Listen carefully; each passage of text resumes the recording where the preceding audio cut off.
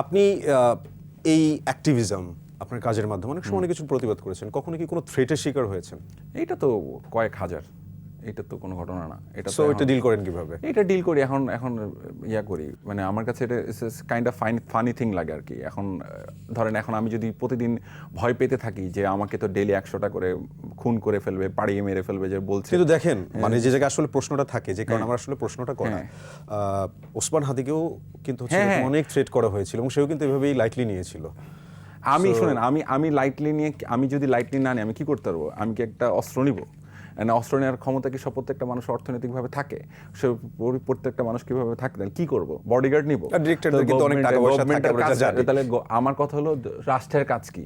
যে নতুন গভর্নমেন্টটা এখন আসলো প্রমিস করে যে আমি জনগণের নিরাপত্তা ঠিক করব, আমার নিরাপত্তা তাদের দায়িত্ব। আমার যদি কোনো ক্ষতি হয় তাহলে তাদের সমস্যা, তাদের প্রবলেম। তারা পারে নাই আমাকে নিরাপত্তা দিতে, ঠিক যেমন ইন্টারিম পারে নাই হচ্ছে বাকি আগে যাদের নিরাপত্তা নষ্ট হয়েছে তাদেরকে দিতে নিরাপত্তা।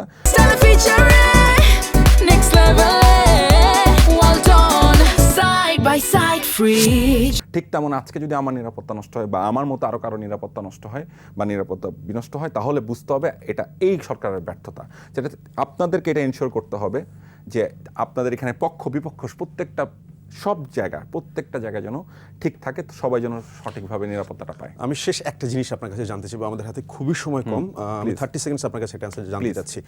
নেপোটিজম ব্যাপারটা কিন্তু হচ্ছে বাংলাদেশের, আমরা সারা বিশ্বেই দেখতে পাচ্ছি যে আমাদের দুর্দান্ত সব অভিনেতা অভিনেত্রীরা রয়েছে, আমি নায়ক নায়িকা ক্যাটাগরাইজ করতে যাচ্ছি না। এই নেপোটিজমটা আসলে কতটুকু দূর করা সম্ভব, বা আপনারা যে ভিশন নিয়ে এগোচ্ছেন সে জায়গায় কোন জিনিসটাকে আসলে প্রাধান্য দেয়া বলে আপনি মনে করেন?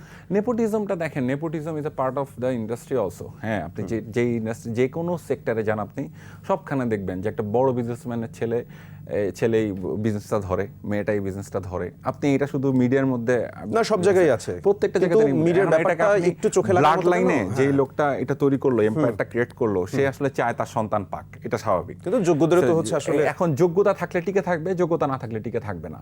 এবং আমি মনে করি শুধু নেপোটিজম দিয়ে আপনি টিকায় রাখতে পারবেন না।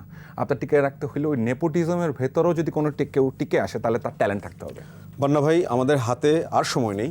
I wish I have more time, so many things to discuss. Thank you Sabir ভাই, and thanks to the ETV. And সবচেয়ে ইম্পর্টেন্ট যেটা, সেটা হচ্ছে এই মুহূর্তে আমাদের গভর্নমেন্টকে হেল্প করা উচিত স্টেবিলিটির জন্য দেশের।